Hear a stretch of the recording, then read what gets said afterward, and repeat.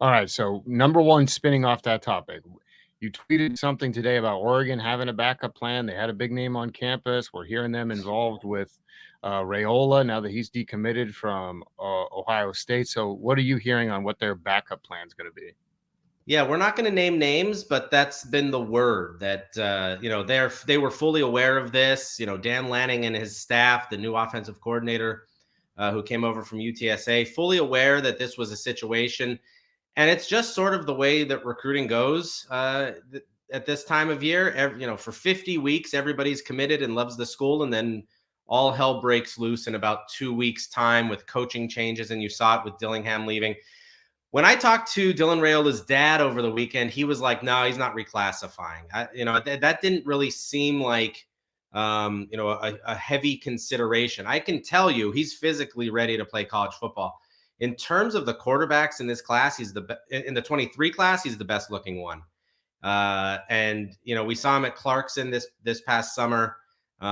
He threw a football farther than anybody. I saw him during the season. He was phenomenal in that game. Now, he didn't have like crazy stats. He put up nice stats, but he didn't throw for 40 touchdowns, this and that, whatever else.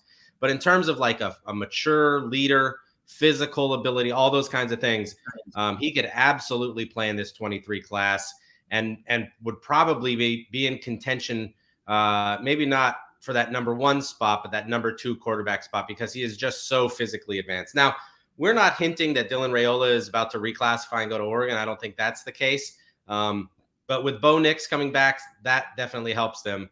But I can tell you Oregon staff was fully aware that this was at least a possibility of Dante Moore flipping for sure. Yeah, I saw Aaron Fentress, who covers Oregon for some media outlet. He's worked at like 10 different places, so Yeah. it's hard to keep track. Sorry, Aaron. And he was like, Oregon fans, why do you care? Every single highly ranked quarterback you've recruited in the last decade has been a bust.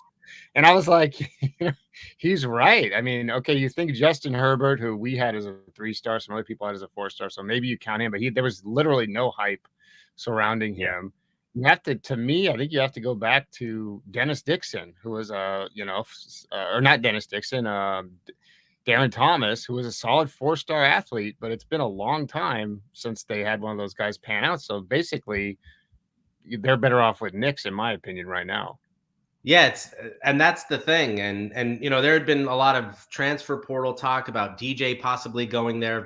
Bo Nix's decision makes actually Oregon's quarterback situation even more interesting, because if he left, who knows? DJ could have been there. He loved Marcus Mariota growing up, and it was sort of a second chance situation for him, just like it was for Bo Nix.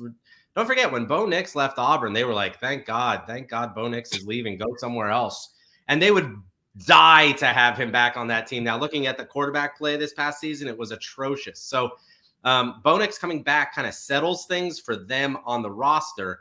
But in terms of recruiting, it kind of makes it a lot more interesting. What does DJ do now? Do they go after another high school kid in 23? Do they go back to the portal? Will a portal guy knowingly sit behind Bo Nix again? So there's like a lot of interesting situations that could still play out there. Yeah, Bo Nix was like a laughing stock, especially down here in SEC country. And then even after that first game, it was like, oh my God, what did Oregon do with Bo Nix? But instead, he turned out to be great for most of the year. All right, Yeah. moving on. You mentioned DJ. Let's touch on him a little bit, because this affects his brother, also Mateo, a newly minted 5-star in the class of 2023. We thought, are they a package deal or not? The word was, okay, they're going to go to UCLA to